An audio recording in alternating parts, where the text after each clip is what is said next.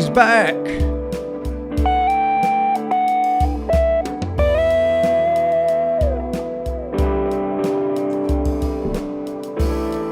Need a little wetness.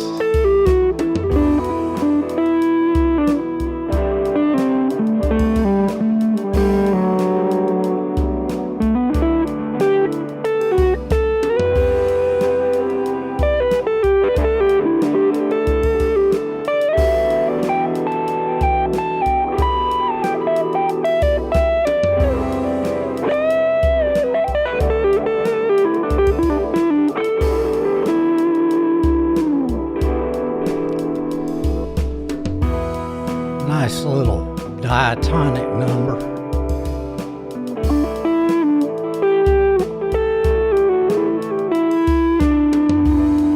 Keep me from doing anything crazy to begin with.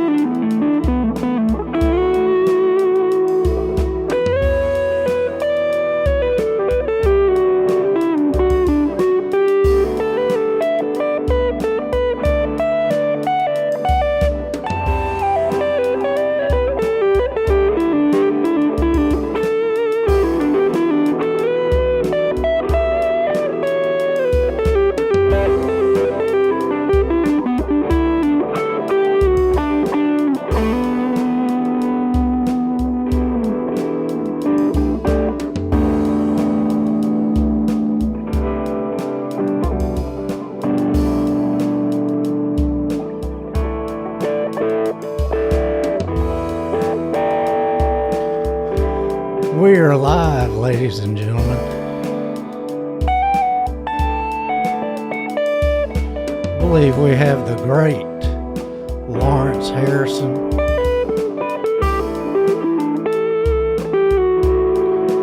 One of my guitar mentors, guitar teachers. He is not responsible for anything I play that's bad.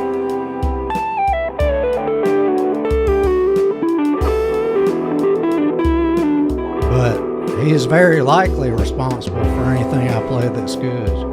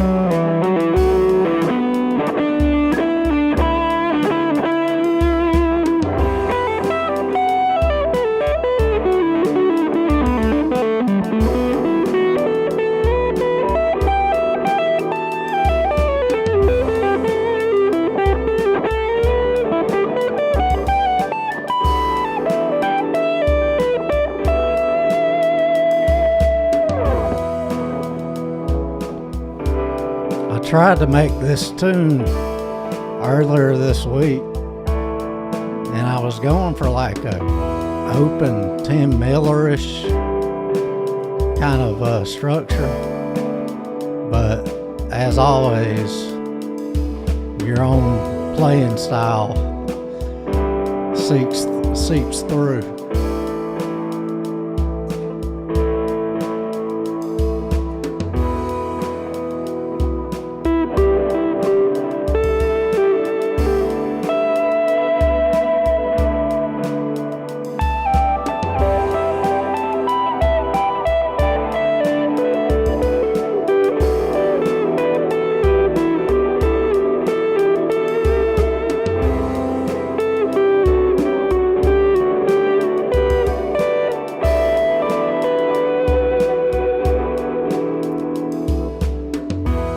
Oh man, I appreciate it.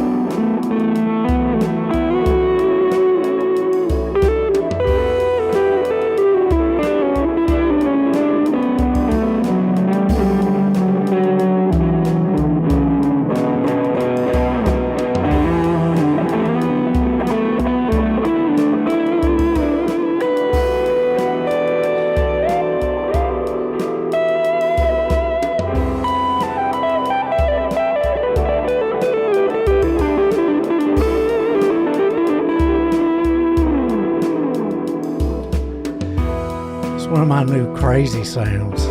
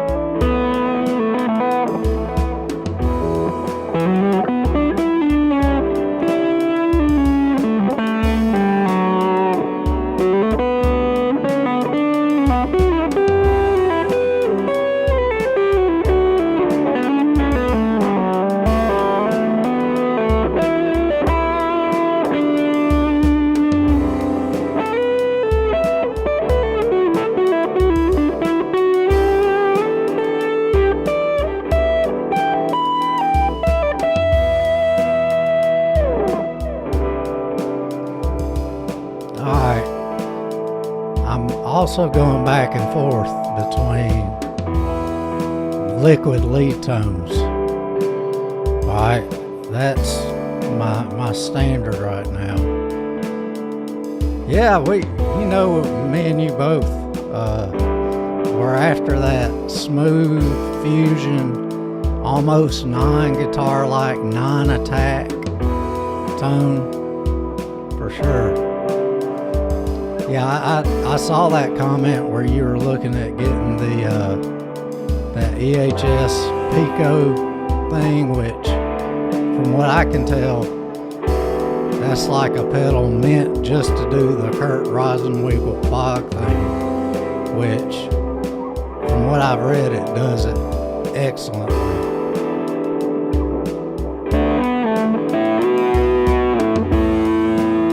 Alright, so that's smooth liquid lead number one, right?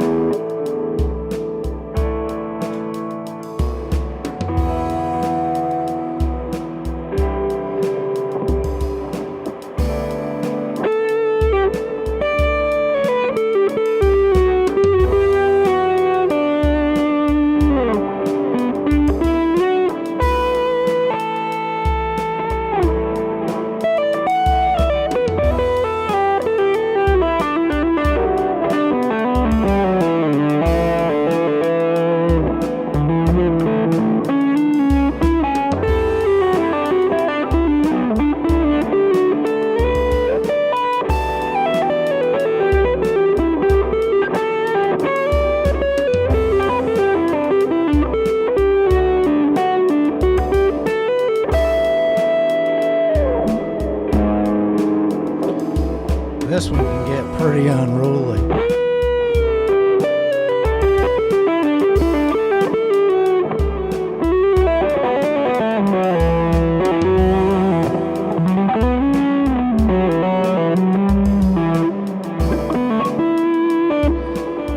Yeah, this is a really cool fuzz. It's a little noisy, but it's the favorite fuzz I've ever had. It's like voiced perfectly where it rolls that high end off. And man, like even if I crank my tone knob all the way up,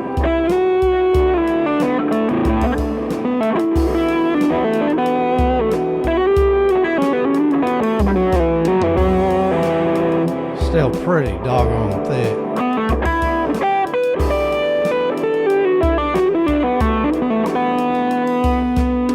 And you can roll off and get not quite so boombastic.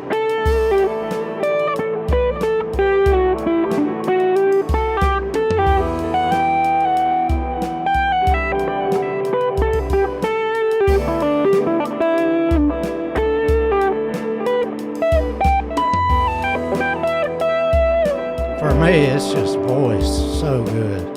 And it's got like insane amounts of gain. I had the fuzz knob turned up like halfway, and I'm still utilizing my volume knob.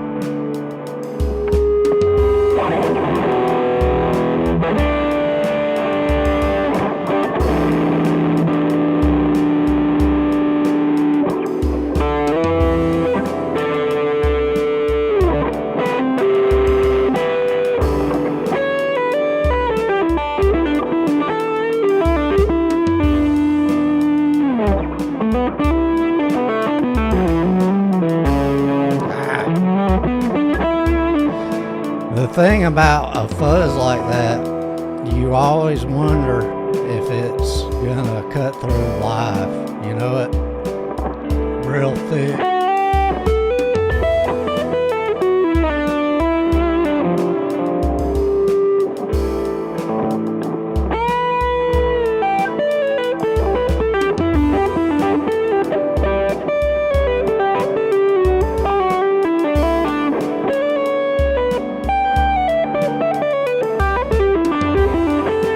Yeah, EJ's what got me started on fuzz for sure. A lot of people don't realize when he's using his fuzz face tone versus his tube driver tone. You really have to pay attention.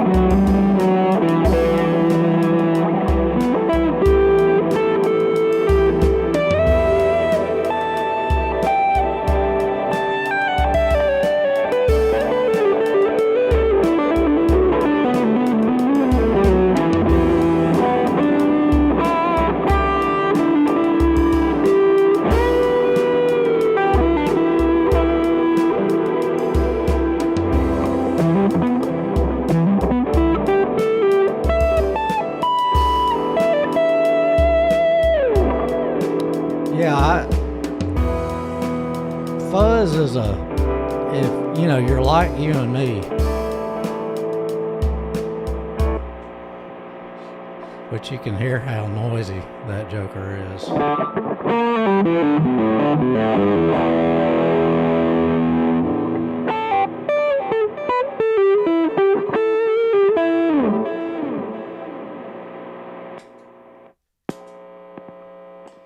But if you're like you and me and you're going for those smooth, thick tones, which, by the way, what you're doing when you got your new gear stuff, man, I am loving it. I mean, it was really sounding good. I'm just powering it through a regular power supply. So what you got to watch out for with fuzzes is if it's a vintage fuzz circuit like a fuzz face, tone bender, a lot of the ones that you typically see, they are very finicky about, they want to see the guitar pick up directly. And if you're playing humbuckers, it may be, depending on the fuzz, it may be a little much, depending.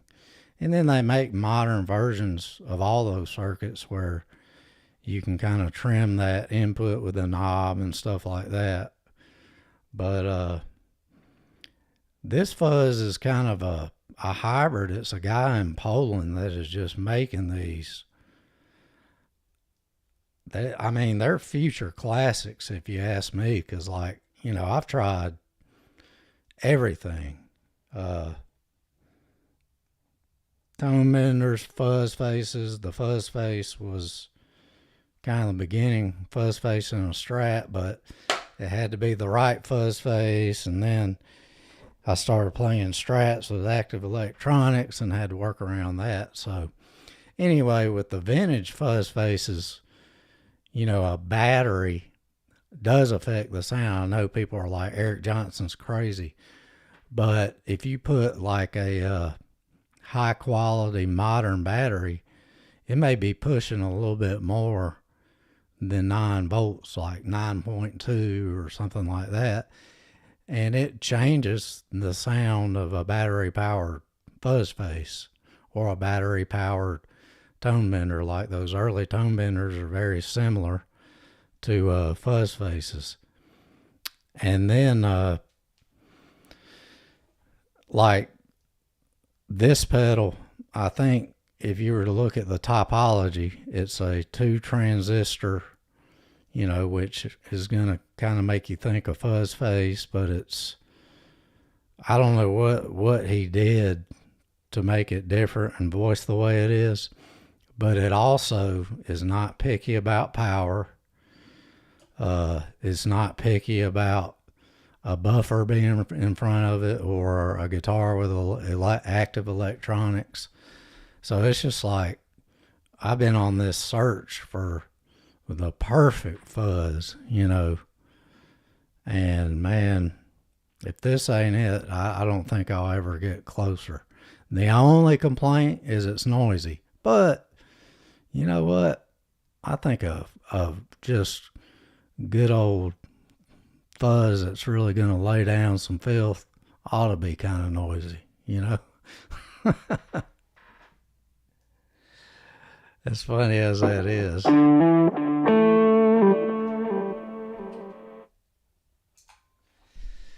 But the thing with my experience, you'll get the fuzz that is just sounding great at home.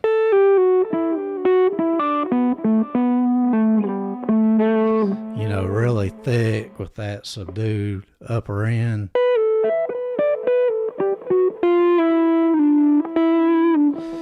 And that thickness may or may not cut live depending on what's going on. Like big muffs are notorious for that.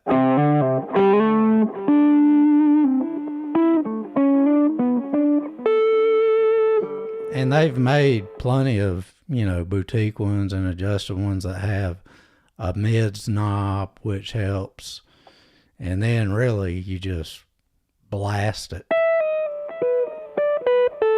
A lot of people will run a big muff into a tube screamer to get that mid forward to peak out. And it depends on what ensemble you're in. If you're in a trio,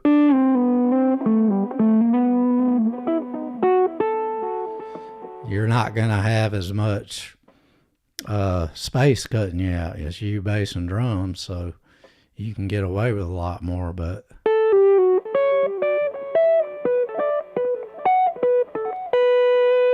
when you have the more musicians, more instruments, keys,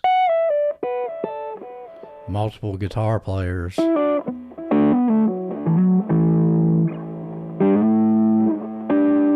that's where that frequency, trying to find that frequency where you pick up, really peak out, comes in. On your HX1, are you using the HX1 like an amp model on it mainly for your dirt, Lawrence?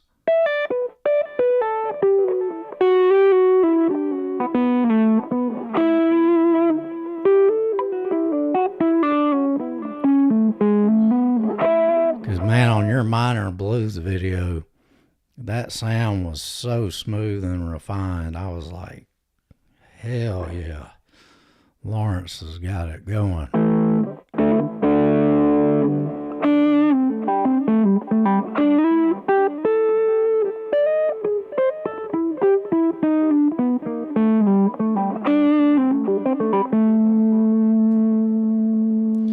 My one problem with my current setup is the dirt pedal I'm using, which works perfect from going from the neck to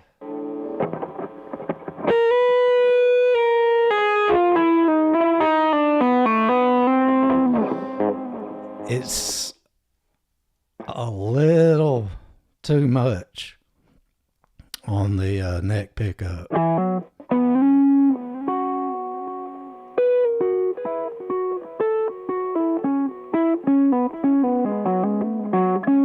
What do you remember what amp model you were using on your iteration of Holdsworth tone for that video? Because I was like, hell yeah.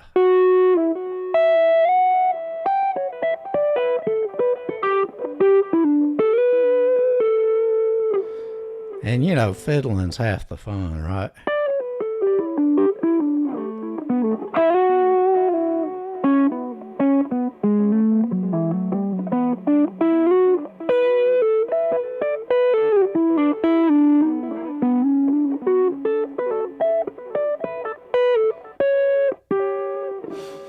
And that video is the Minor Blues exercise you've got me doing.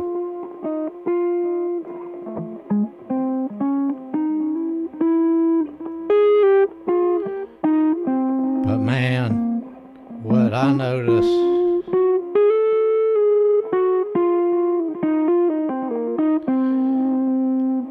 I was really watching your lines, and I'll probably sit down and go through them a little bit more.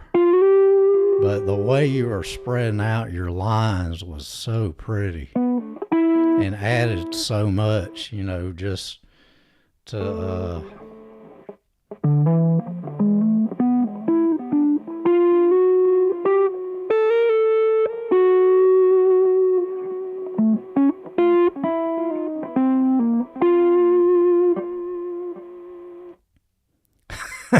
they all sounded terrible. So are you using the built-in digital tube screamer or a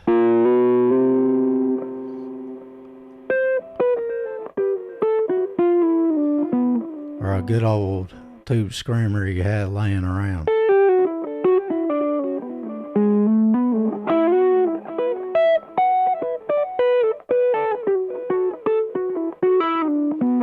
I think some of those spread out lines you've covered that stuff a lot on your pentatonic videos, and I need to go rehash some of those. But man, I would really love to adopt some of that.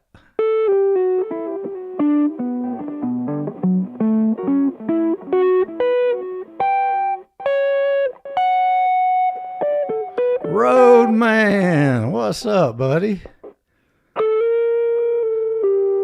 Hailing from the state of Kansas.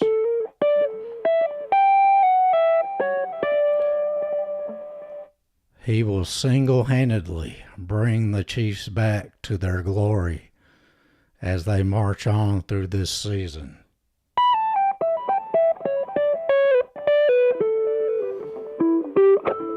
He's the wisest young man you'll ever meet.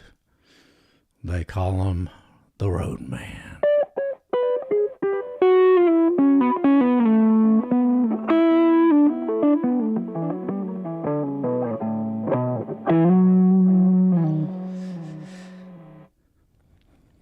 Man, I'm doing good. I've been in hermit mode. I guess y'all know that from my lack of YouTube activity. Just needed to kind of focus on other things for a little bit, but I feel bad. Yeah, they are having a bad start, man. My buddy that's a huge Chiefs fan, he is not happy. But it's a long season.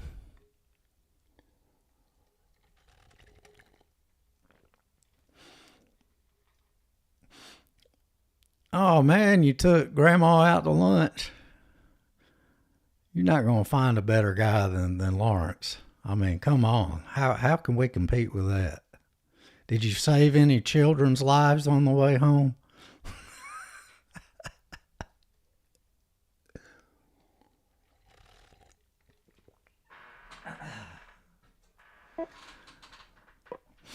Lawrence can play like a god.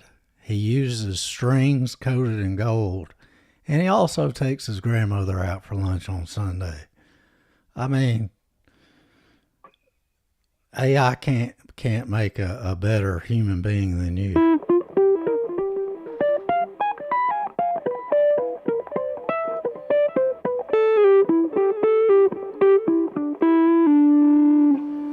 And he'll even watch a lesser guitar player like me and help me.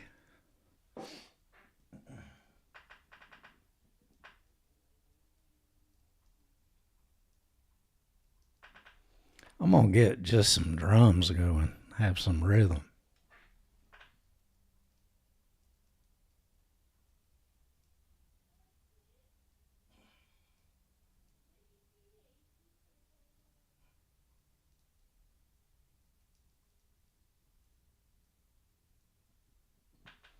Hopefully drums that don't suck.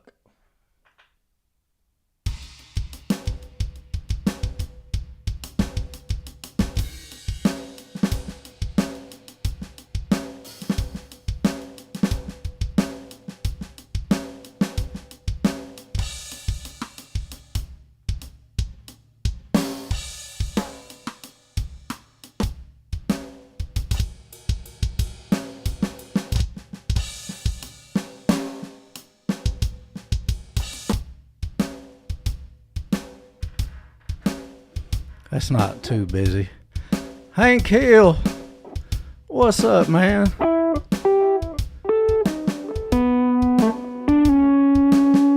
Alright, have you paid your fee to the Black Dragon Society?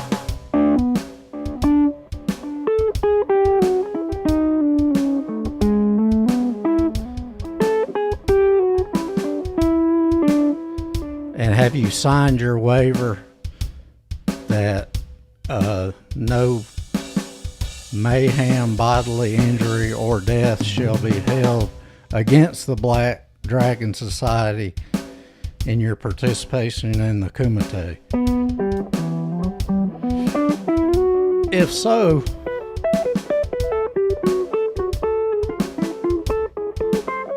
still trying to find the crossroads.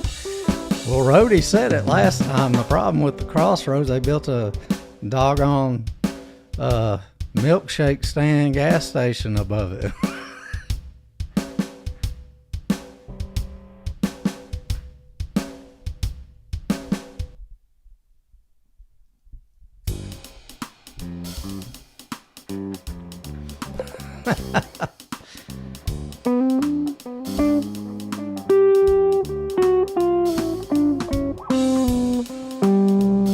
Who would be the worst? You know, it was Steve Vai, right? And we could all agree that that's a bad day to have a duel against the devil at the crossroads.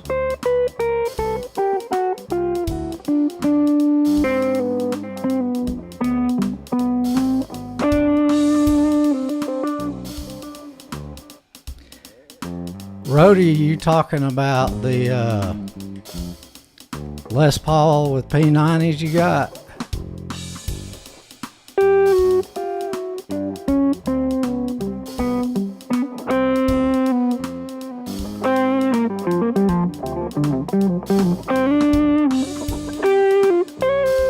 Or did you get another one after that?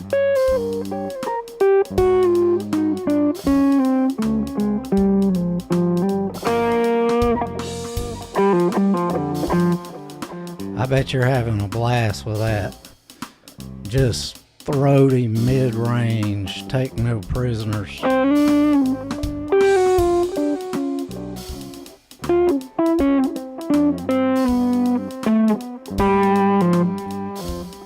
Leslie West always comes to mind. Yeah, you did tell me, and I'm still jealous. I got rid of my double cut TV yellow Les Paul special that had P90s in it. I just wasn't using it. And it was when prices had gotten so high.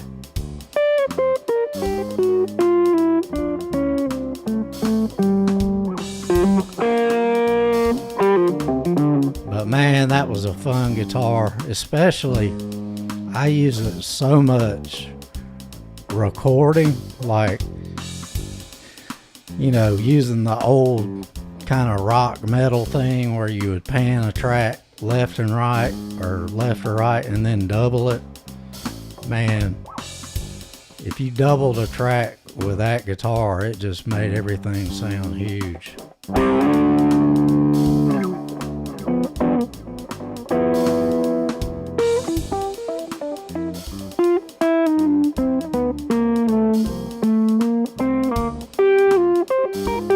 And man, I know I missed at least one jam string. Y'all hadn't known one since then, have you?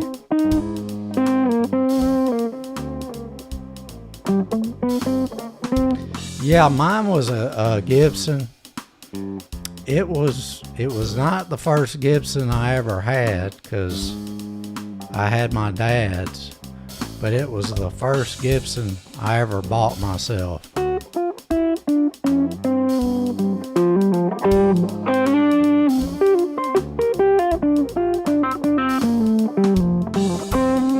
But I wouldn't shake a stick at it being any better than the Epiphones now.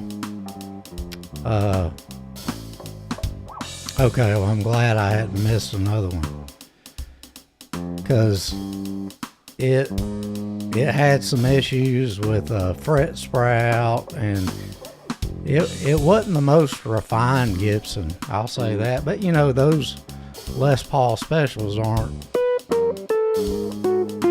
in their truest form, aren't really supposed to be.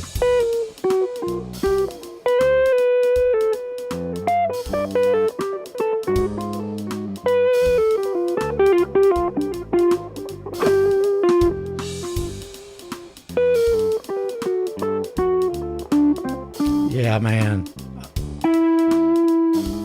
Luckily, you know, back when I bought it, I was a young man, and it was probably $1,200, brand spanking new. And I wanted the TV yellow for whatever reason.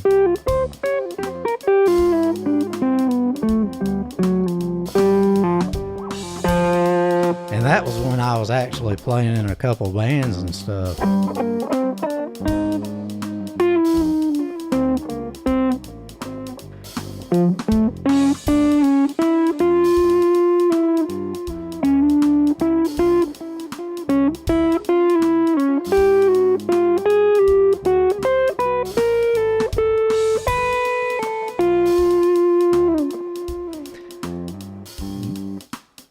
Yeah, the P90s were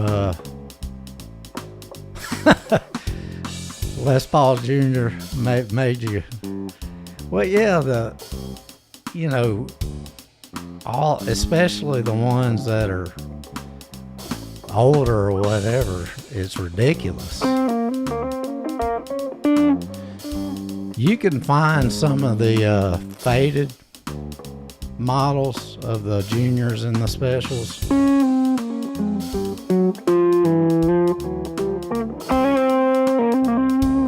And they're not too bad.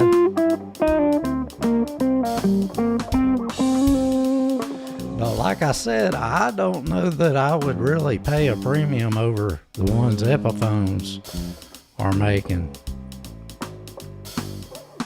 Oh man, a 50s 175 with a, would it have like a P90 in the neck?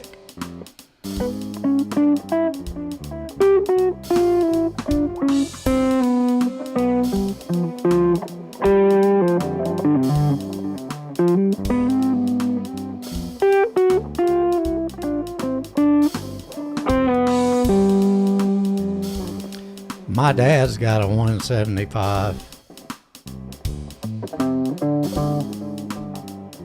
We always laugh because we're like, man, this thing's more Ted Nugent than it is Jim Hall.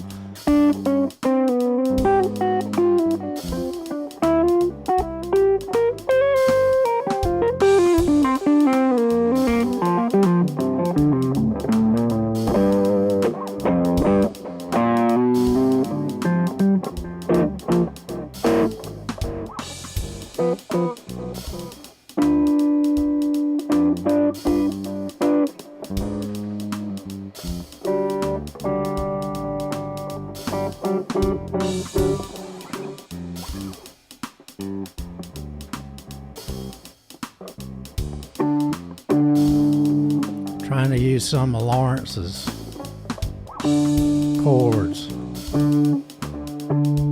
I know them in C.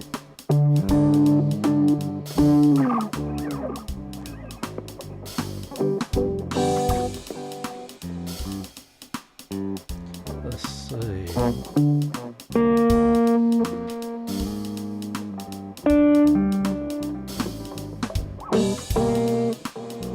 Is that right? I'm just not reaching it right. That's one of my favorite ones. And of course,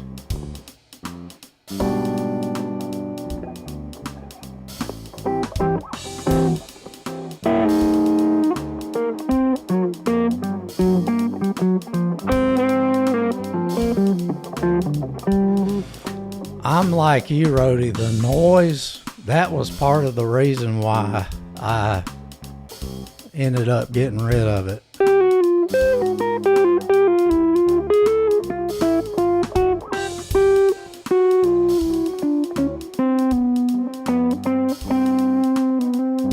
Oh, cool. I'll definitely have to check that out.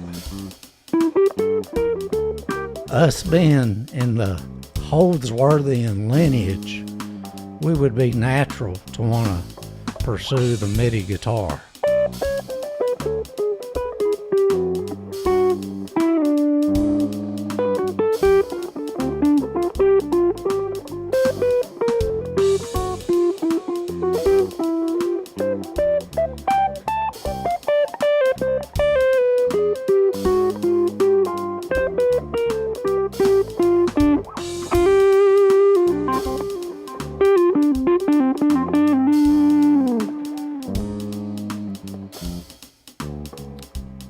Shoot, I should be playing that.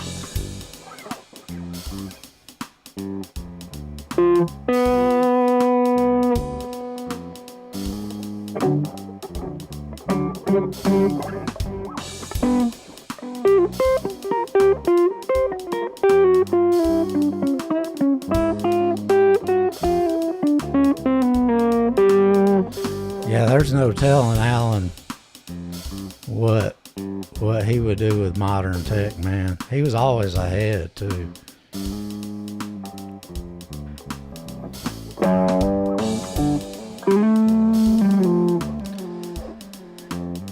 Lawrence, did you watch that Andy Edwards video where he interviewed the guy that was trying to work with Alan to come out with the album in the very last part of his life?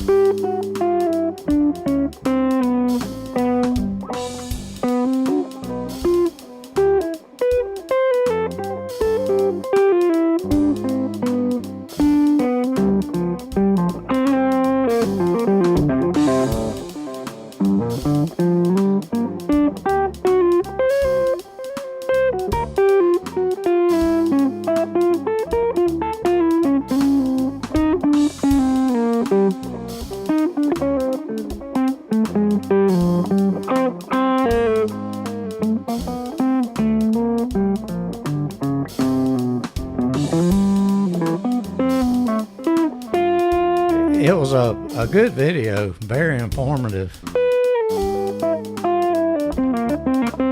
And you know, a lot of people latched on to the parts about Alan's problems, you know. But, you know, me being a Irish guy from an Irish family that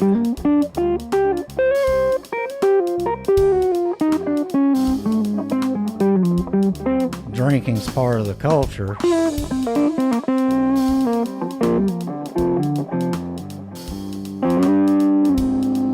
Yeah, Andy definitely is, you know, he can be polarizing. He's not scared to draw a line in the sand on his opinions, and sometimes he can say something you're like, I'm not with that.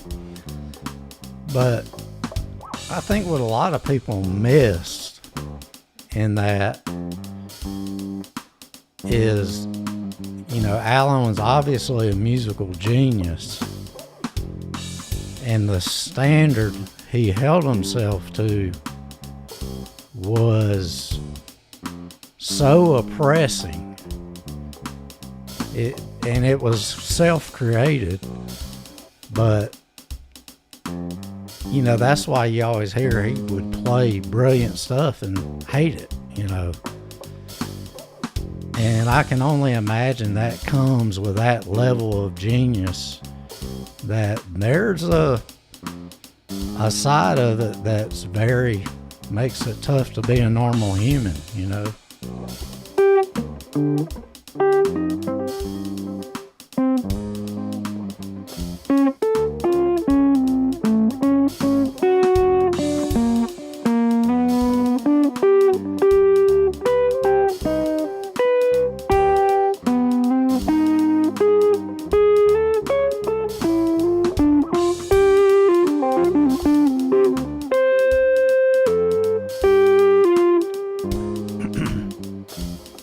Oh yeah, that would be interesting.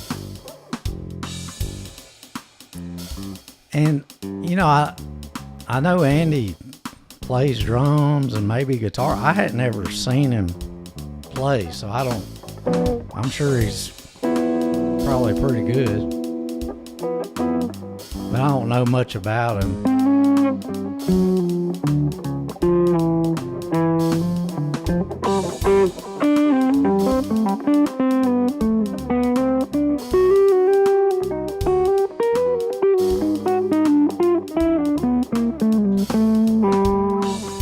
I really like hearing you and your peers, your buddies that you've played with, talk about that kind of stuff. Yep.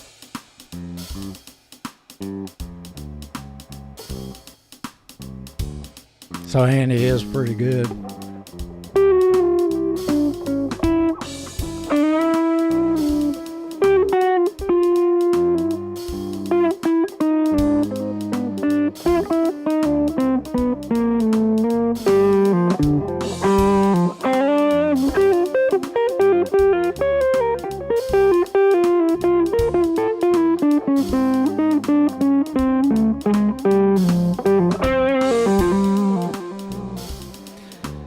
he definitely, I think his heart's in the right place. He just, he doesn't steer away from pissing people off, which I guess in some ways that could be a,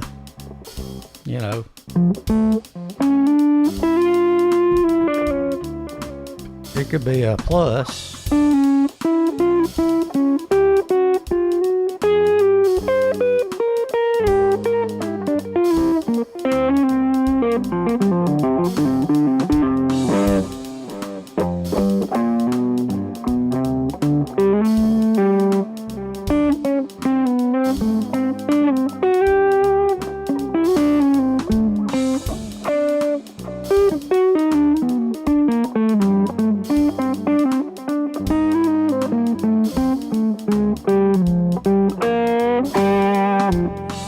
Can he play over one chord like me?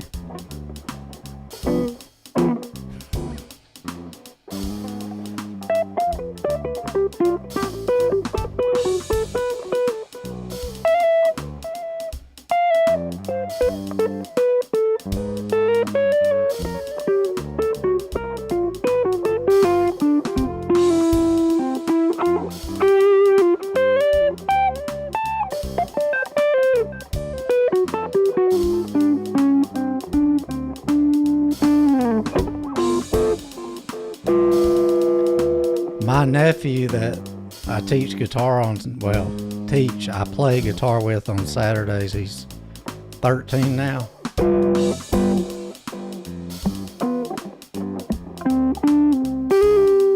Yeah, that's my general feeling on Andy too. And he really cares about music, so.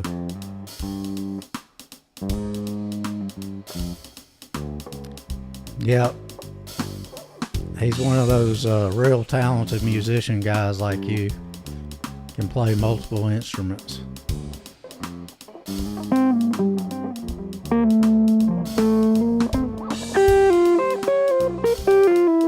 I think every guitar player or bass player or whatever should learn some drums.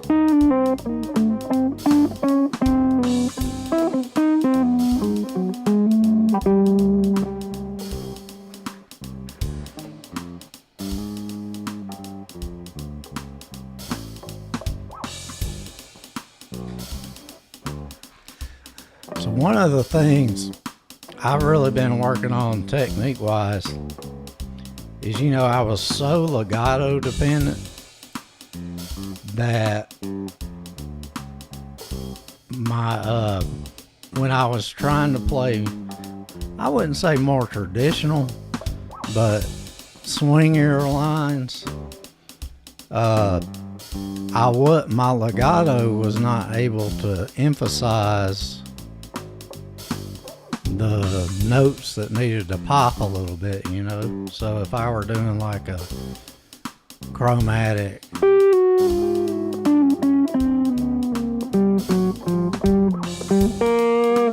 and I didn't have a picking mechanism,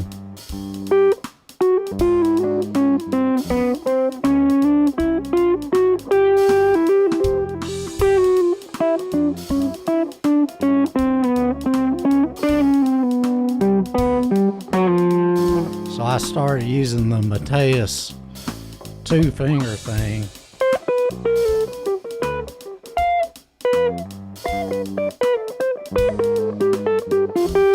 And I'm not as fast with it, I'm not like shredding with it yet.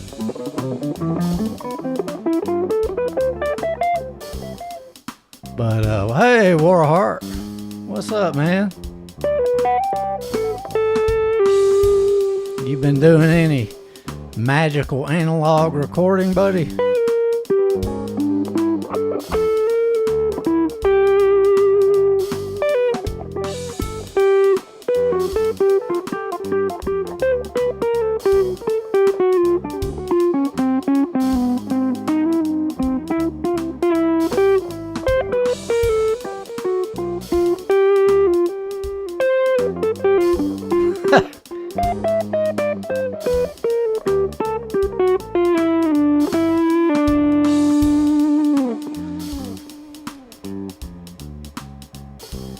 3 notes per string scales, but accent in groups of 4. So you're automatically making yourself change strings in the middle of that. That's interesting.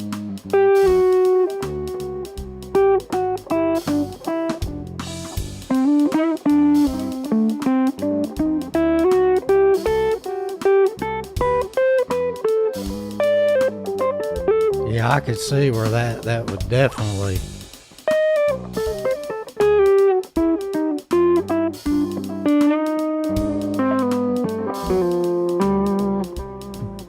I'm gonna have to try that, because when I do scales, they're all 3 note per string patterns for sure.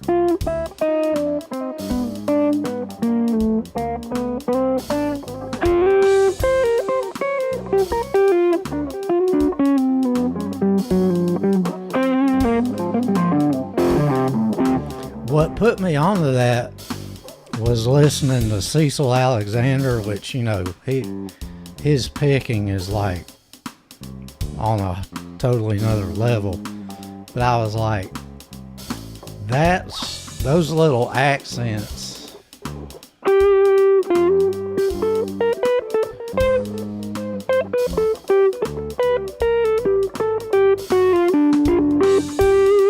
are missing. And sometimes I'm trying to do them legato and it ends up being sloppy.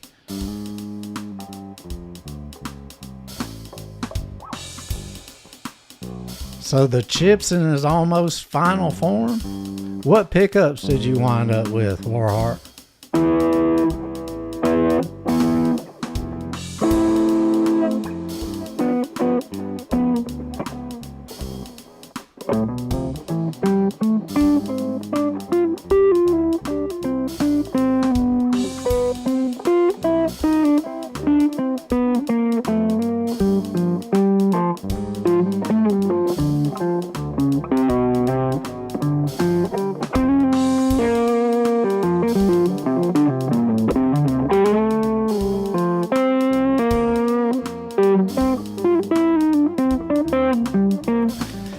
I've been thinking about putting some 250K pots in my Allen Holdsworth guitar, because I just cannot get that thing. It's so bright. And I think part of the problem is the taper of the pots.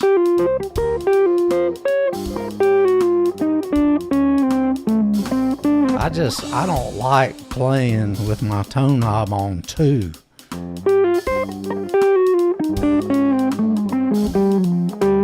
I mean, this 1982 Japanese Ibanez, the pots are, the taper of them is perfect. It's, you know, gradual. And I don't know what the hell Carvin put in there.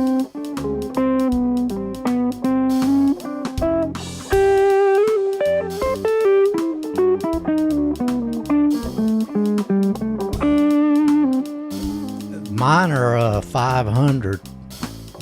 They're like 500 mini pots. They're high quality mini pots, but that makes a lot of sense. I did not know that Allen used 250Ks, but I should have known that because of how he's able to get that subdued high end. Now that makes sense.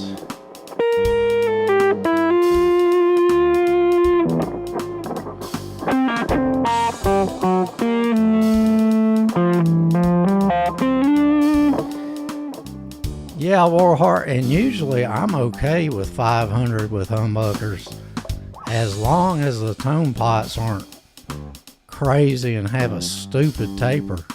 Because I'm a heavy volume tone knob user. Mini 500 short shaft split. I think that may be what's in that Holdsworth guitar.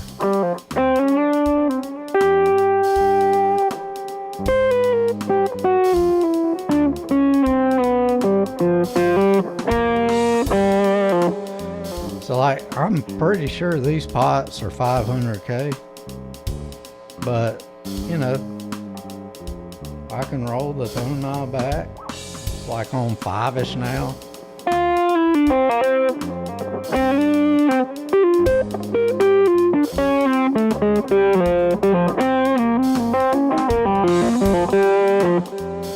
And get thick.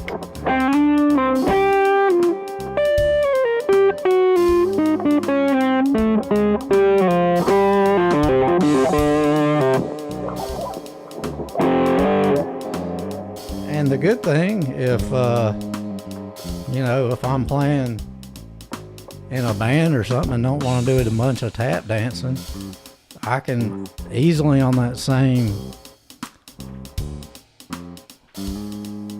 it's got the treble bleed. Yeah, I took the treble bleed out. See, I can roll my tone knob up.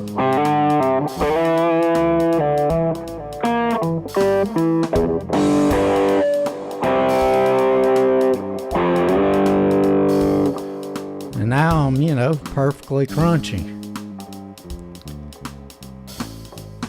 Yeah, for sure, Lawrence. A lot of it is that the nature of the semi-hollow.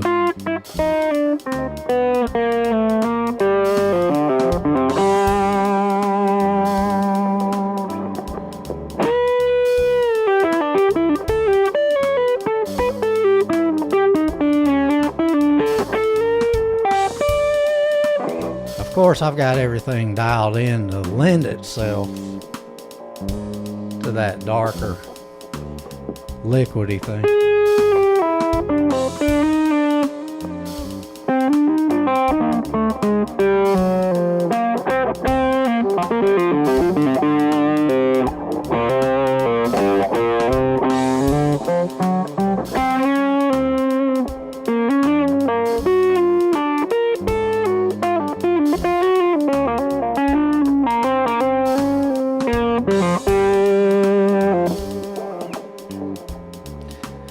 Lawrence, is yours is your main a 339 size?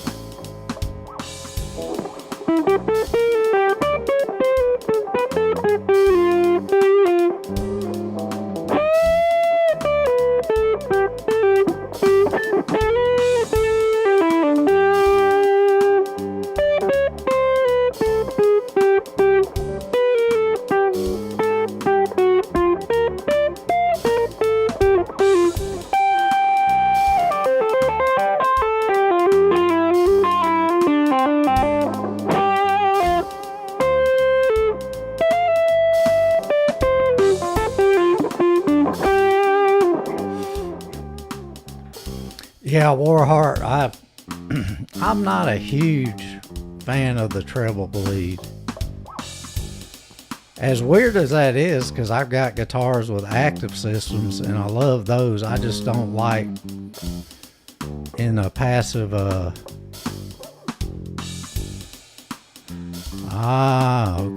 So the 356. So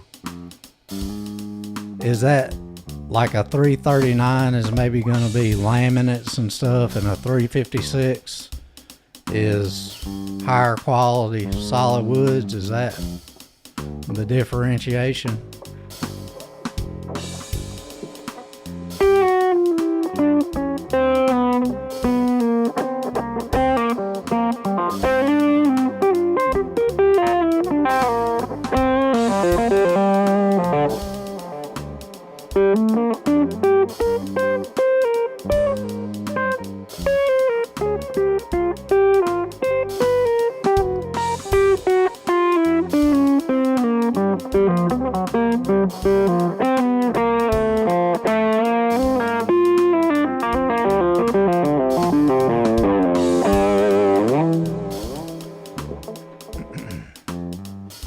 I've never even heard of a 356, so I'm thinking that may be the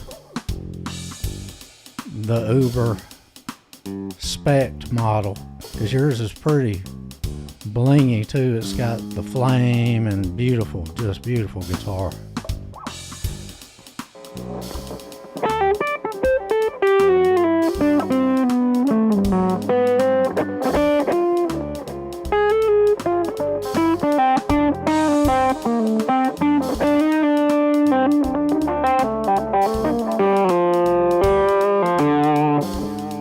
that's a win right there.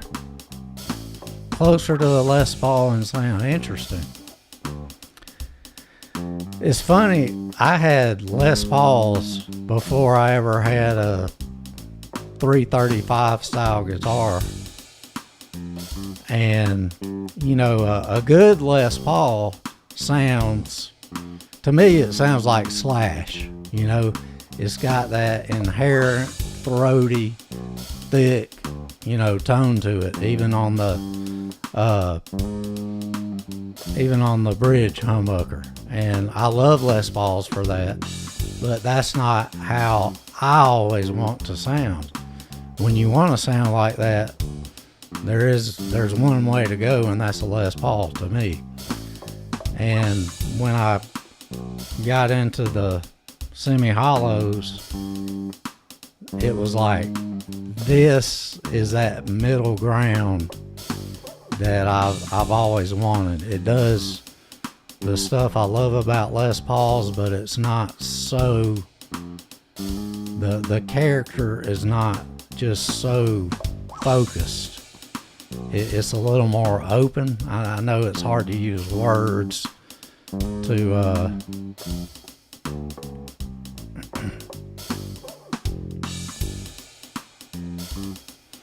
well, yeah, man, that, you know, a lot of people like a treble bleed, so I wouldn't worry about it if you like it. And I don't see any reason why the caps wouldn't work if they were working the last time you used it. Hey, Caesar, this is an old Japanese Ibanez from the early 80s.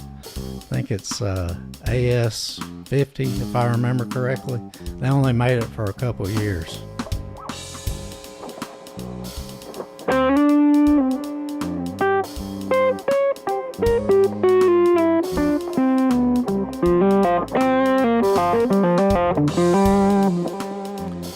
But Lawrence has definitely got me on my semi-hollow arc. But you know, I was doing the Strat thing for so long and only playing Strats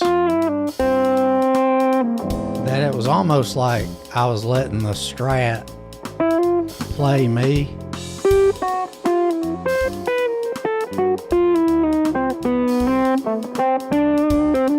Like there were things that I would play because I was playing a Strat. Well, good luck with the recording, man. I'll have you put out any recent recordings? I've been behind on my channels. I need to check it out.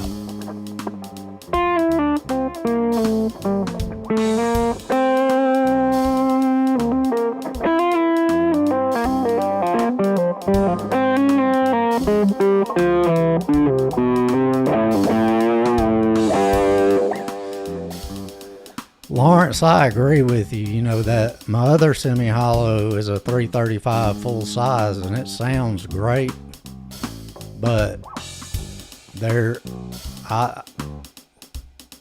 the smaller body, which it could be just the difference between guitars, pickups, and all that. I may be reading more into it than there is, but I'm really liking the okay, Warheart, I'll check it out, what you've got going on. I'm definitely interested. Have fun recording, buddy.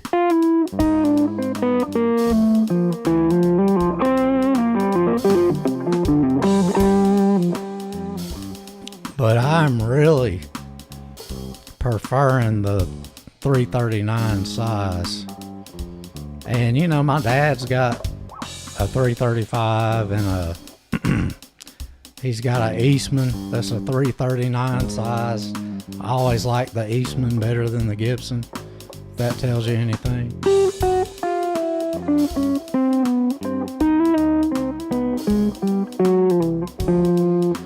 Winter EP.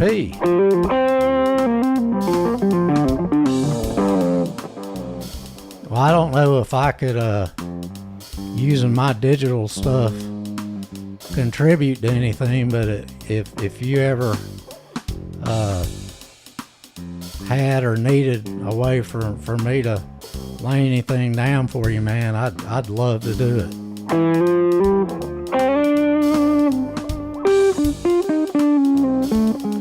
You know, there's a high demand for half-assed jazz players out there.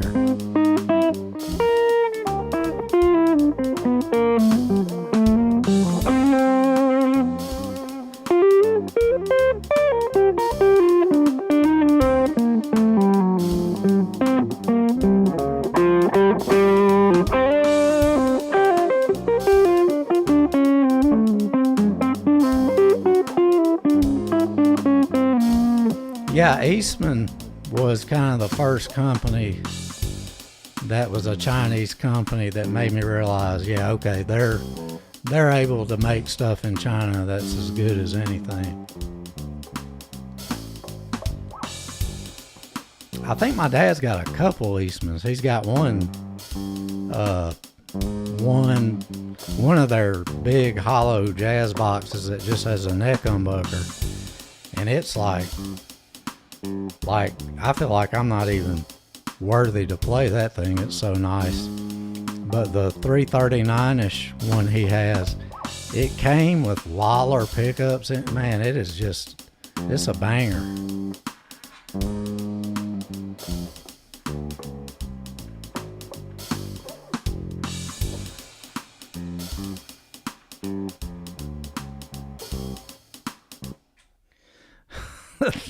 That stupid bass line that stays in G the whole time. I made it to I've been teaching my nephew that plays guitar with me on Saturdays. You know, he's only 13, but I've been teaching him ninth chords, which the correct name is the James Brown chords. So we had that G bass line going. We were going.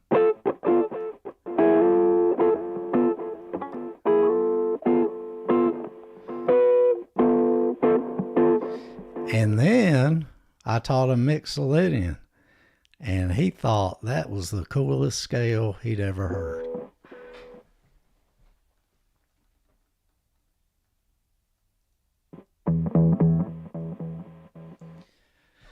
But yeah, it's funny, man. I didn't know you had an Eastman mandolin. That's cool.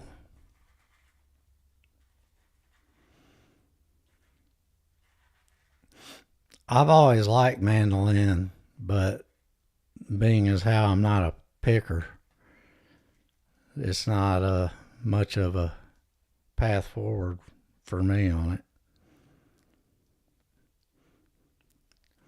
But you know what's cool?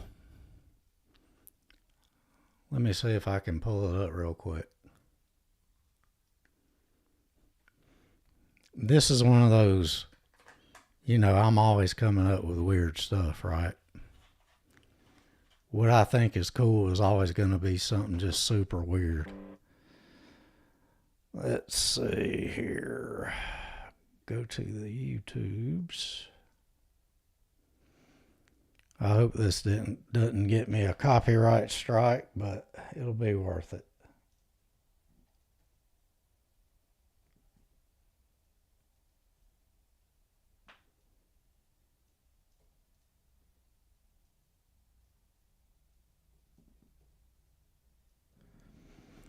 So this is they're kind of a duo. Gillian Welch and Dave Rawlings. And they've been around forever. So me just finding out about them, I texted my cousin. He was like, oh yeah, they're like Nashville, you know, royalty. But Dave Rawlings plays this like 1937 Epiphone student model arch top. That's like the tiniest acoustic arch top they ever made. And it's for real, like from the 1930s.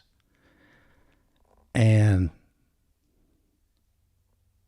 dude, I've never given a crap about acoustic guitar,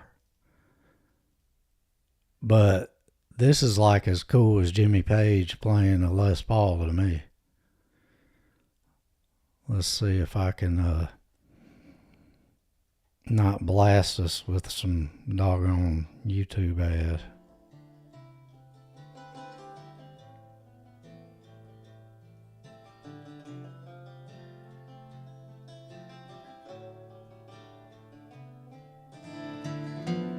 Look at that thing.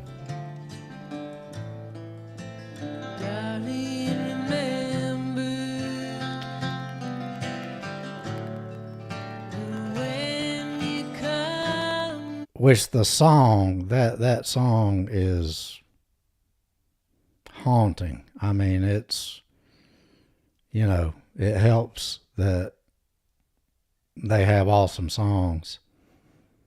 But man, the sound he gets out of that instrument, out of that, you know, something that nobody would play, really. I think he's made them worth a lot more now and sought after. But he's got a very unique play style. I don't want to get, let's see if I can get to a little solo part.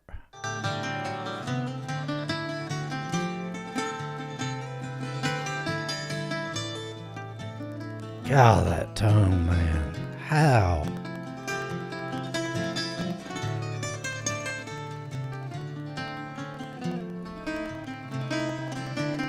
And he's not scared to get nasty either. Woo!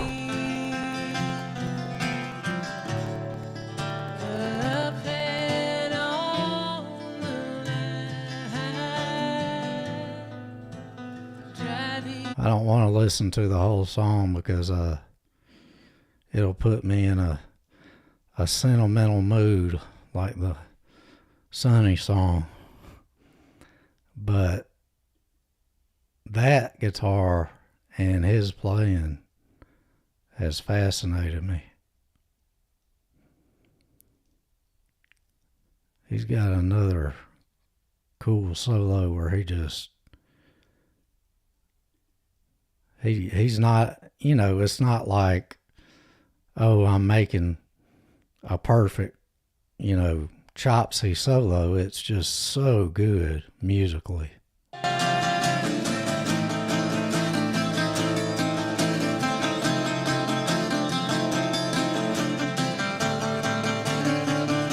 Hopefully y'all can hear that.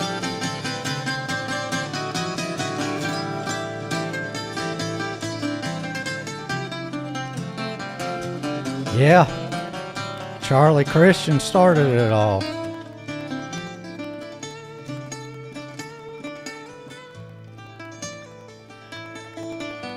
Such a unique player too, man.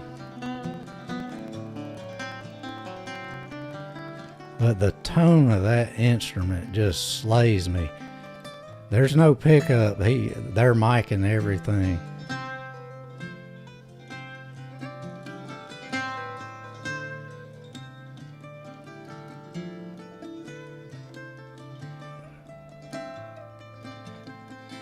God.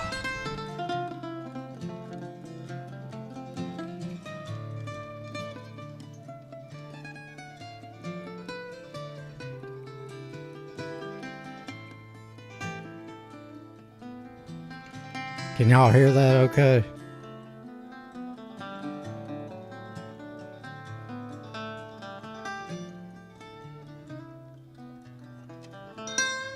Whew.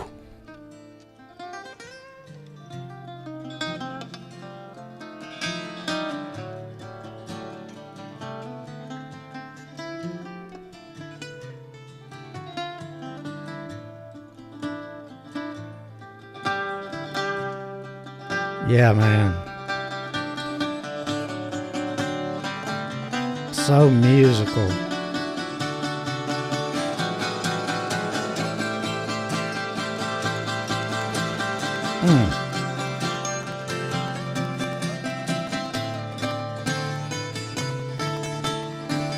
I mean, he's truly telling a story through his solo.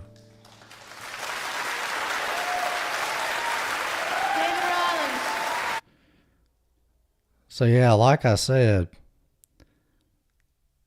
they've been around forever, and apparently I've lived under a rock, and I'd never. This BBC concert was from 11 years ago, and I can't remember how I stumbled across them. And I have never given a crap about acoustic. Yeah, I've had an acoustic laying around for playing,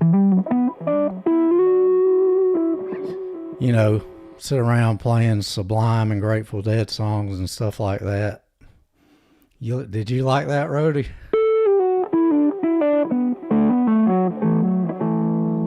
But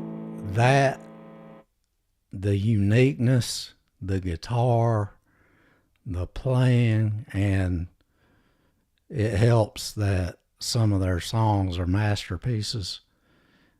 That I got very mildly, well, maybe not mildly, obsessed with that. And you know, I don't even play his style, but I would like to have a similar guitar one day. Supposedly, from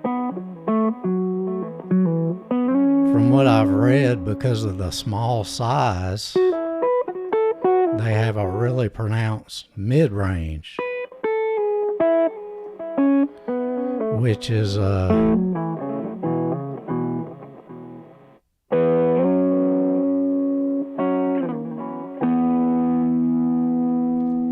yeah, it's an arch top.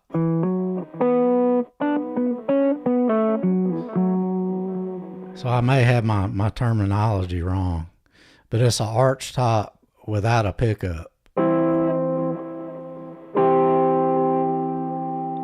And, you know, just supposedly he got that like from a buddy's house. It was a funny story. His buddy wanted some, I think it was like a Fender Bandmaster or something, and he just happened to go to the store and find a vintage Fender Bandmaster, or it may have been a Silverface Bassman or something, and he traded it for that guitar, which that guitar was like sitting off in the corner of the dude's shop with sawdust and stuff over it, and he got it. And you know, I think he's had adjustments on it over the years, because any of those old guitars from the 1930s, you know, they're going to be a little bit of a project. But that small body was considered, you know, your student guitar.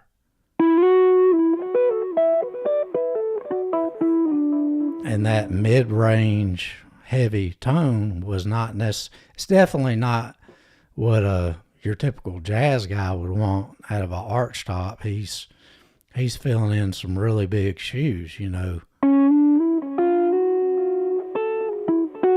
But he got that guitar and made such his own thing with it. And the sound, man, is really captivating to me. So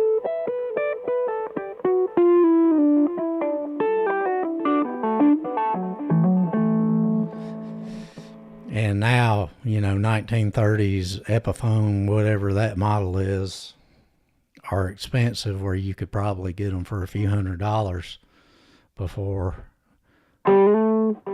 Dave made them such cool guitars, or showed they could be.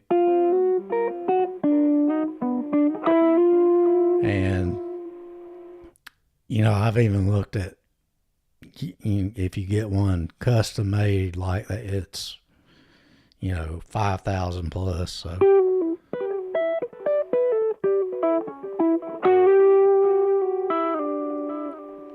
but that's one of the coolest guitar things I've seen in a long time. So unique.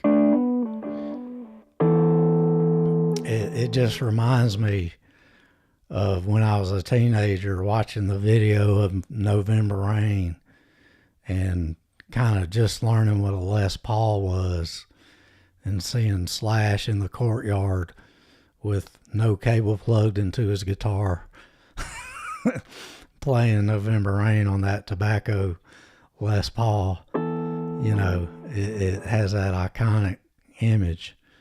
And that, you know, now we're so inundated with what we've liked and stuff like that about music. We're nerds. We know everything or think we do. Yeah, lore is one I've looked at. And that lore would be probably more in my price range for sure.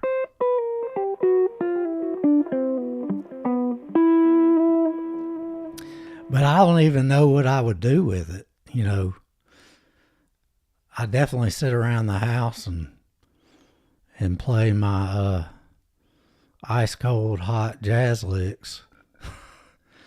But I don't know if I'd be able to incorporate it in whatever music I do.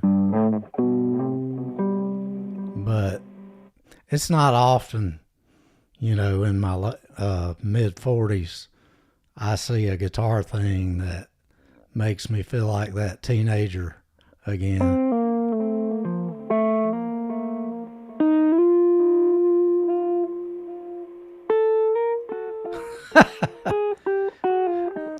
Rody says, 3 things that kept me from being a great guitarist: talent, ability, and time put in.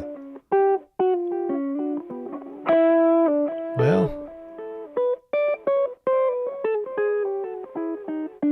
but you're good at what you do.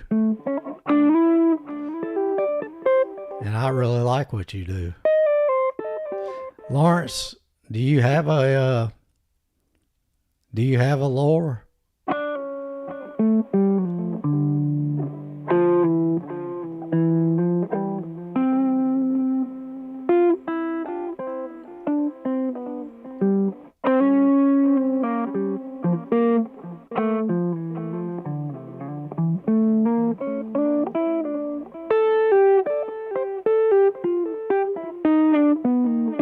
And really, I'm not picky, you know. I don't know if, obviously, since those were kind of the lesser than models, they're probably don't have all the super elite appointments. But I would definitely want one that had that projected mid-range to it. That is just so beautiful and different to me. And you got to think, for what he does in that duo, it works, you know.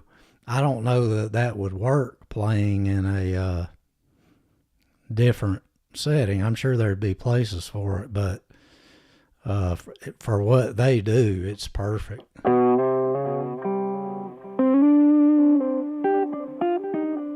But his playing too is so good. It's unique, and he's not trying to do any kind of, you know, chopsy technical exercise. He is telling a story when he solos.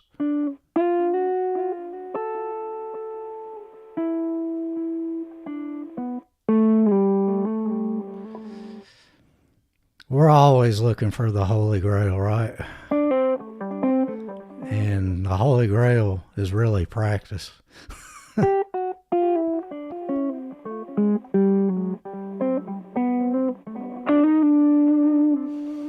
Yeah, I may try a lore. I've heard mixed reviews. I think when they first started doing them, they may have had some issues, but they've also gotten them ironed out. Interestingly, Epiphone came out with a reissue of that guitar, but it's not that guitar at all in reality.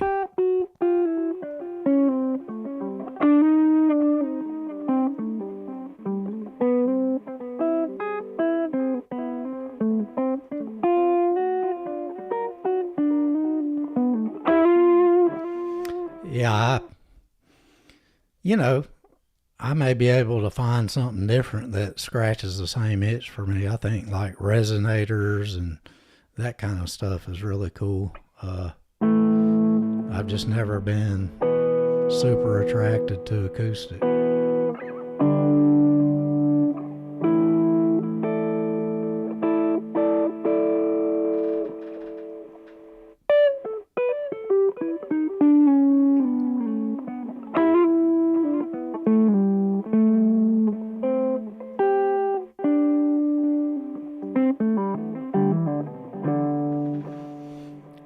Well, Rhodey, you know, really that's that's not a bad place to be.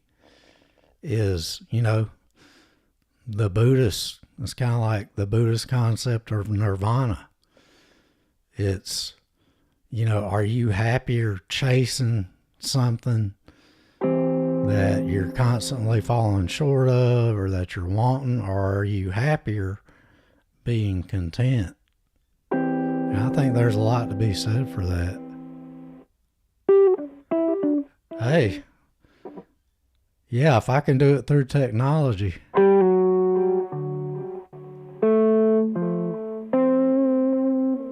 That'd be funny if I ended up being a MIDI guitar guy. But that would really be cool to like mash a button. And I know they got pedals that kind of do it, but going to a Hammond sound or something like that, you know, that would be fun.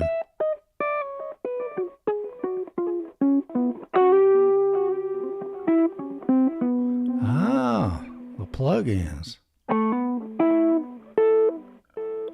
You know what? I hadn't thought about that. But it does remind me of when Guthrie Govan does his little violin preset, he uses an IR of a violin. And I've been wanting to mess around with that just to see if I probably won't get a violin sound, but I may be able to get something kind of cool, you know.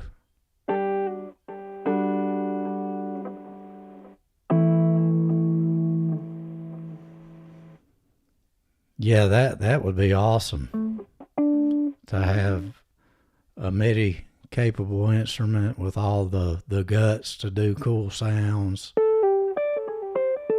And then you have your, you know, sound set up for it like a, you know, a Leslie sound or something like that for when you switch to whatever.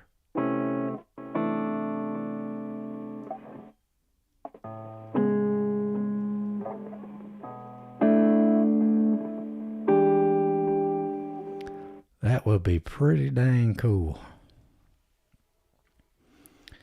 And hopefully with technology, MIDI capable instruments are getting cheaper, I would hope. Not cheaper as in crappier, but have a decent instrument that's not, you know, 3 times the cost because of MIDI. And you know, Boss has got those MIDI pedals and stuff, but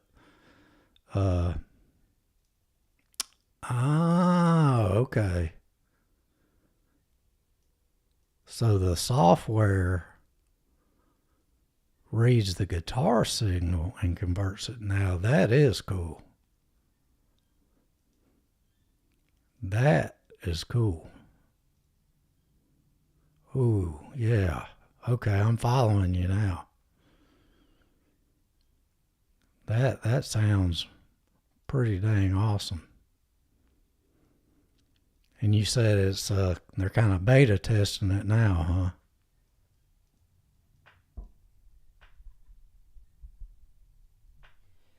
Yeah, like that Boss MIDI pedal, they came out with a big one and a little one. It's fine, but it's kind of all the sounds, most of them are cheesy keyboard sounds. I'm like, that's not really what I'm looking for. You got me excited to look at that email now.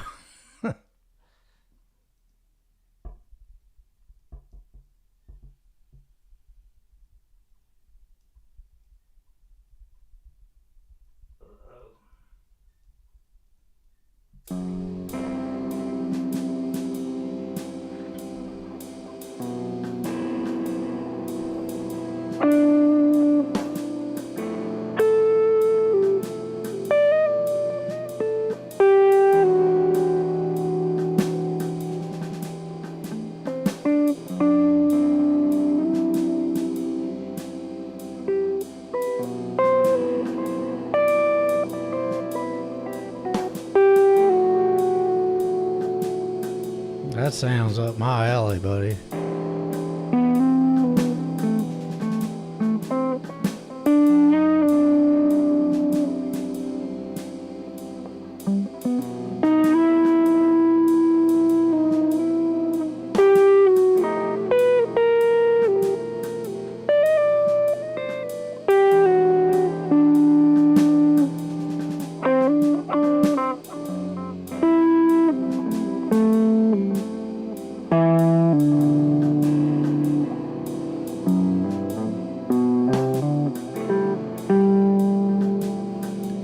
This is my fake Miles Davis generic from that French movie song.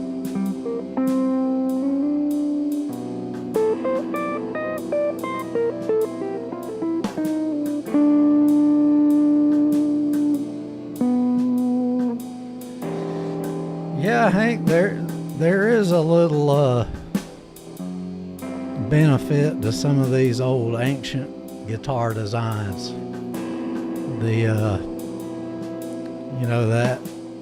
That's something that the old Gibson hollow bodies did.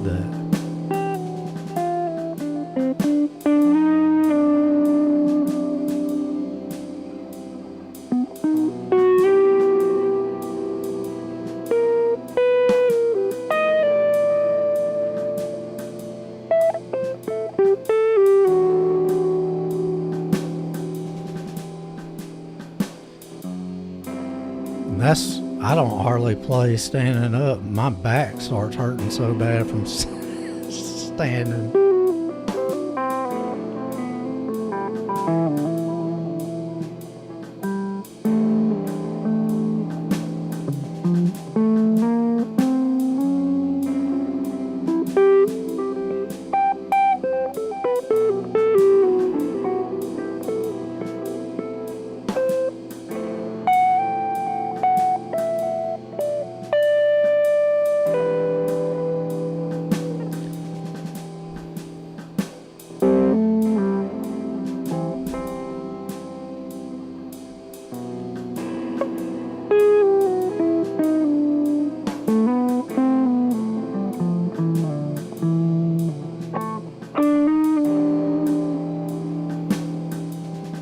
What do you think if I started my old dude half-ass fusion band and sat in a chair? Do you think the large crowd of 7 people would care?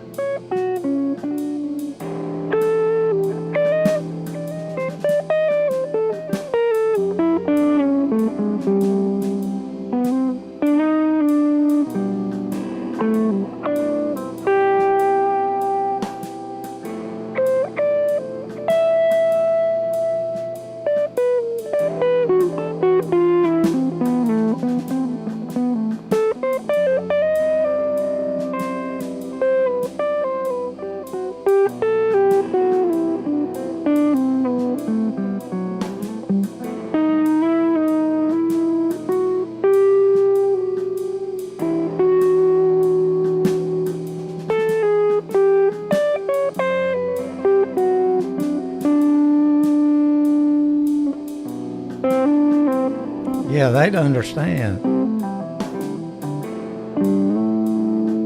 Rhodey, that's exactly who I was thinking of. He played that telly and sat down and didn't care. What a great player, too.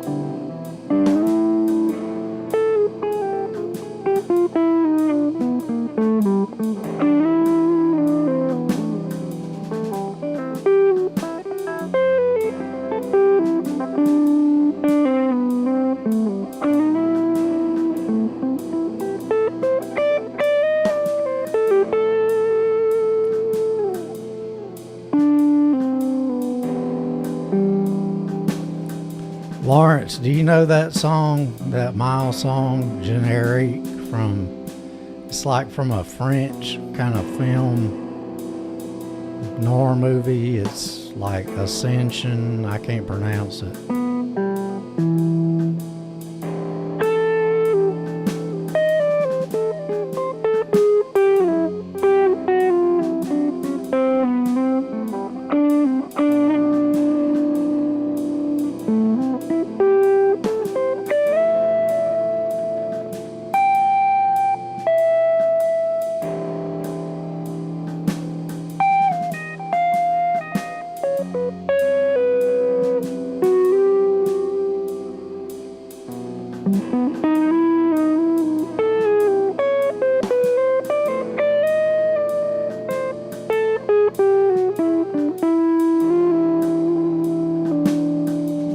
Rhodey's a old school OG real band dude. He can stand, he's older than all of us. Ah.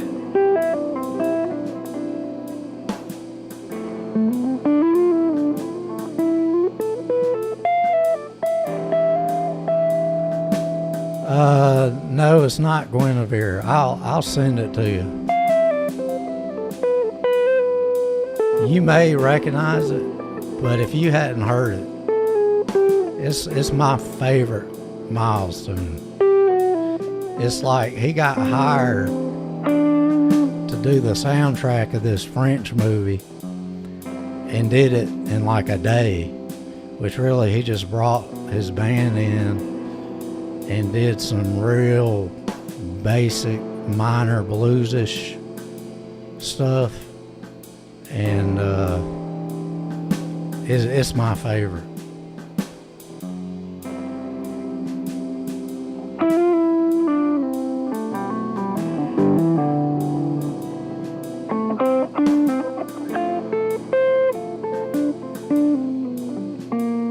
So you're feeling it in your back, road man?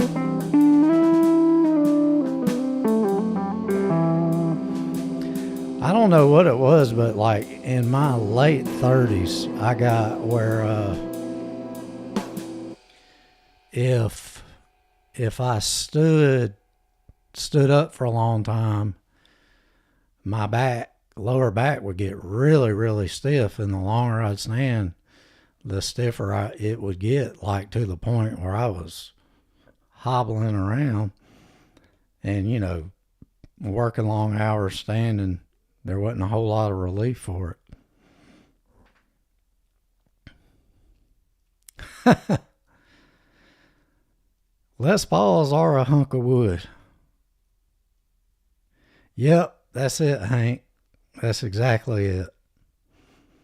Hank just posted the name of the movie. Hank, of all the people, either your Google foo is awesome, but I would never expect you to be the guy that is a fan of that. So it's either you have surprised and impressed me. Either way, you've impressed me. Either because you're into it or because you're Google foo. Man, Hank Hill hitting us with some knowledge.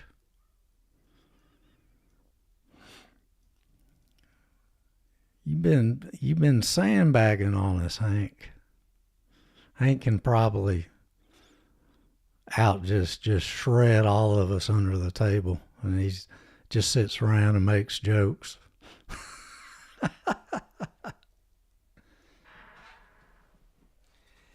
You know, I've never watched the movie. It looks like a movie I would like. It looks like kind of a French knockoff of Casablanca or something like that.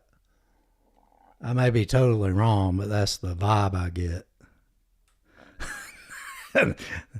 Knowledge and knowledge accessories. You impress me. Hey, that's some good Google food because that's not like popping up on the first page for Miles Davis searches. Trying to think if I have anything upbeat, any upbeat loops I've made to end on.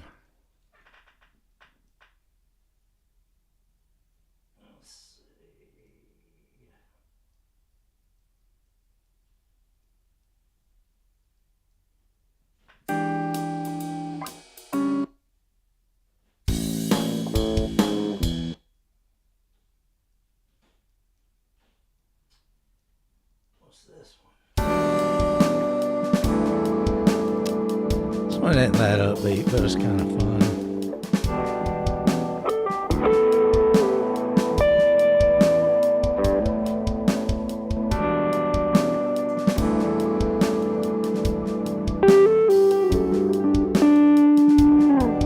I've played a lot in E today.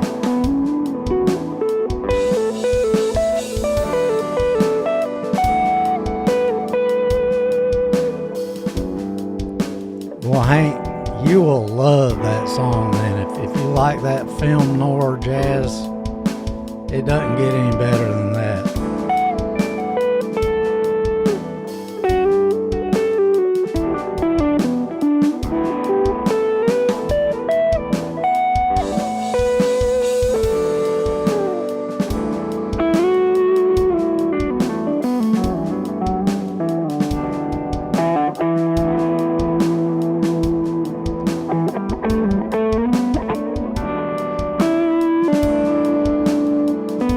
I need to try some of my new crazy sounds, so if it starts sounding bad, that's why.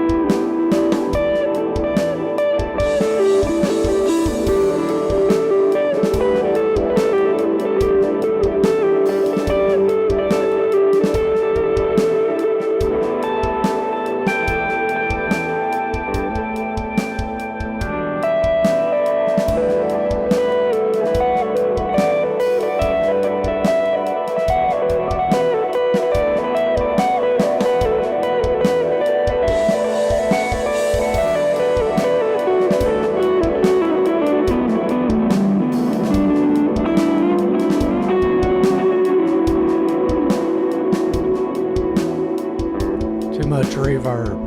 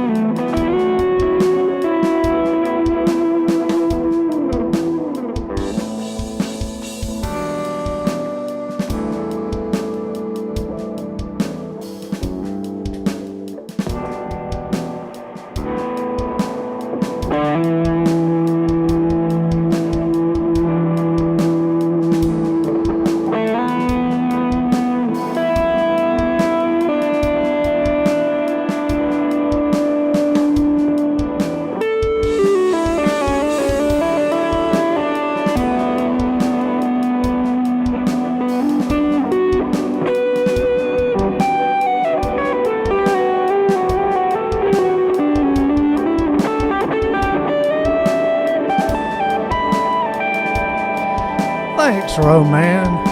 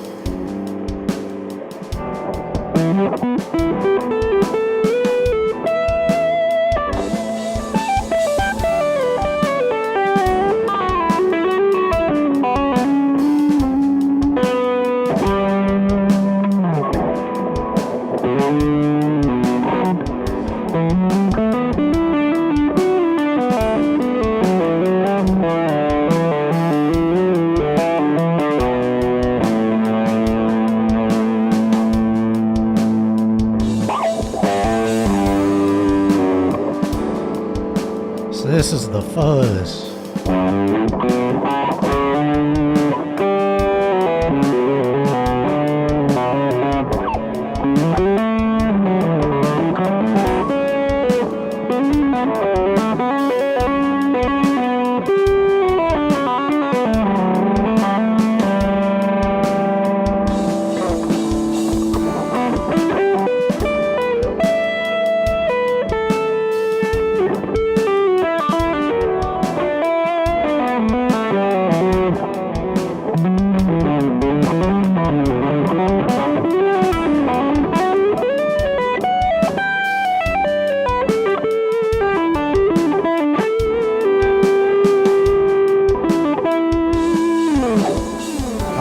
See if y'all like. I'm gonna switch from the fuzz to my regular solo tone deal,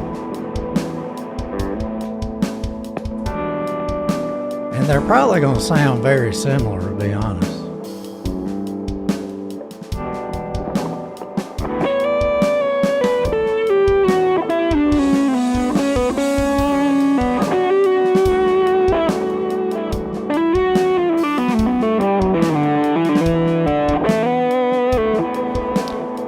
Maybe that's a little more controllable, not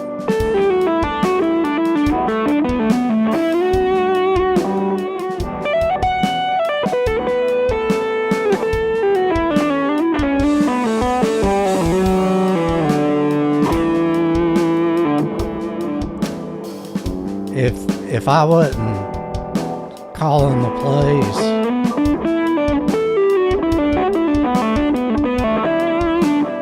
Got them dialed in so similarly, it's just variations, really.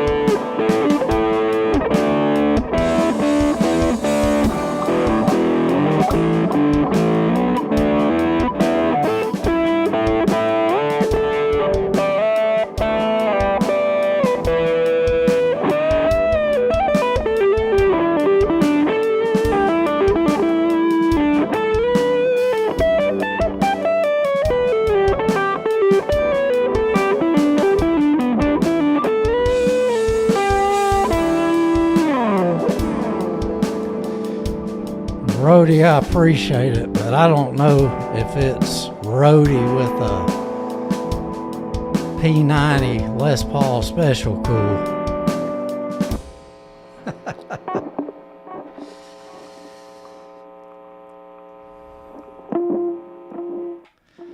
I don't use a compressor really.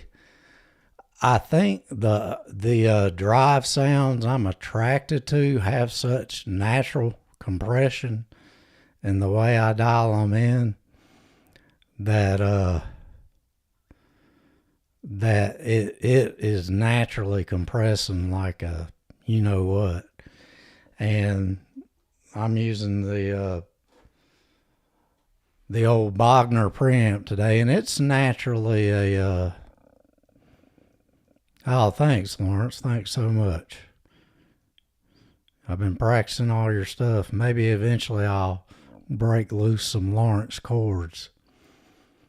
But yeah, throwing a compressor on it is, it's an option. But I think usually the amp tones I go for, they're compressed, and then the dirt tones I go for on top of it, they're compressed. So putting all that together is so much natural compression. And, I get some noise going, for sure. So I'm not one of these guys that goes dead silent. I think my little Genome IR software may have a little noise gate, but like when I put the fuzz on,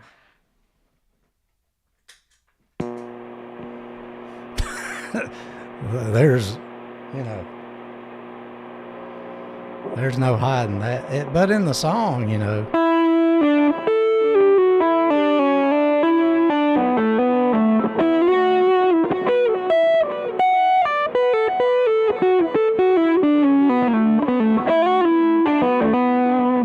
a very compressed sound.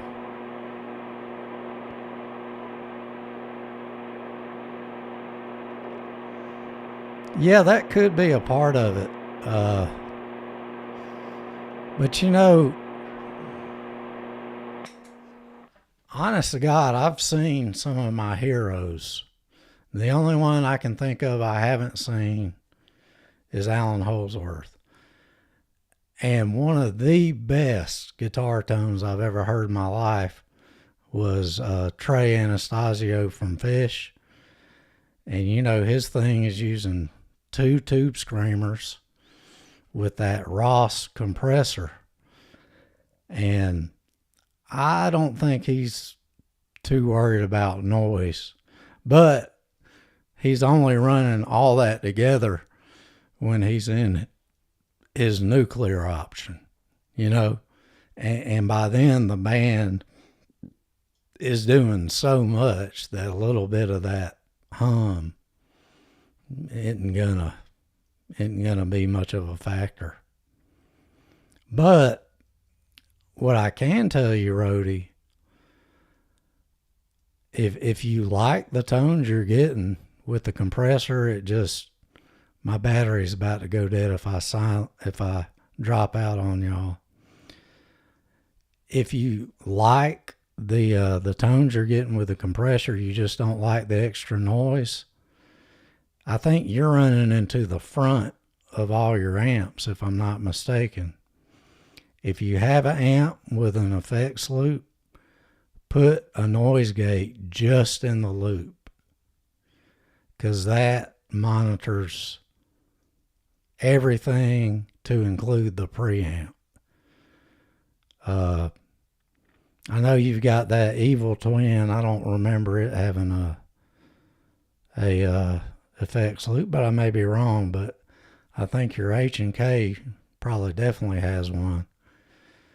But you could dial it in and put a noise gate in the loop, which would be after the preamp, and it would be a lot more effective that way. You just, the only downside there is if you turn down the dynamics and stuff, you may choke out a little bit, but you gotta find that common ground. So it's a cool sound to do. I mean, think about Trey, 2 probably Keeley mounted tube screamers. Okay, Yeah. So both have effects loops. And dude, try it. Get one of these, $40 TC Electronics Centuries before you spend a bunch of money on it, and try it and see if you're like, oh yeah, this is gonna really help what I'm doing. And then you may look into getting, something a little more refined. But, a Boss noise gate, there's been a lot of expensive setups run on the old Boss NS pedal, So I think if you find one that does it, it'll be what you need. Plus, if you are running through a compressor, even when you dial back your volume knob, the compressor should keep your signal still strong. So it may not be as hard to find that middle ground because you're running a compressor. So something worth a try. But anyway, guys, before my battery ends the stream for me, I'm going to end it. And man, I'm so glad I got up off my butt and hung out with you fine gentlemen and had a blast as always. Hopefully when I listen back to this stream, I won't have to go to the Shaolin Temple again and beat myself up over my playing. So you bet, guys. Thanks everybody, Lawrence, Rody, Hank, anybody who's still around. And we will talk to you soon, my fellas. Y'all have a great rest of the weekend.